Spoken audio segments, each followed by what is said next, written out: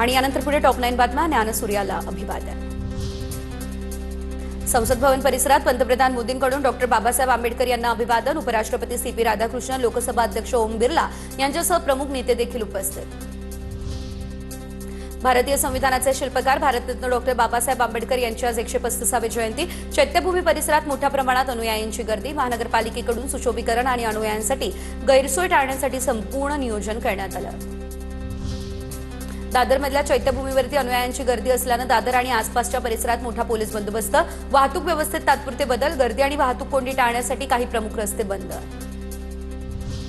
नागपूरमध्ये मध्यरात्री भीमजयंती मोठ्या उत्साहात करण्यात आली. नागपूरमध्ये संविधान चौक, इंदोरा चौकासह विविध ठिकाणी हजारो भीमसैनिक एकवटले. फटाक्यांची आतषबाजी आणि ढोलताशांच्या गजरात भीमजयंती मध्यरात्री साजरी.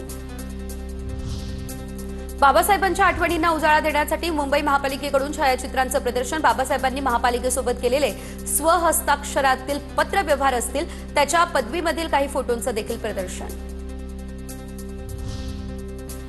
भारतरत्न डॉक्टर बाबासाहेब आंबेडकर यांच्या 135व्या जयंतीनिमित्त वांद्रे वरळी सी लिंकवरती रोषणाई. मुंबईमध्ये जयंतीनिमित्त उत्साहाचं वातावरण देखील पाहायला मिळालं.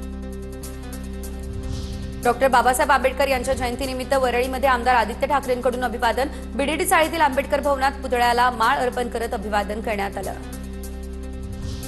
छत्रपती संभाजीनगरमध्ये डॉक्टर बाबासाहेब आंबेडकर यांच्या जयंतीनिमित्त मोठा उत्साह. मोठ्या संख्येने आंबेडकरी अनुयायी एकत्र देखील जमले.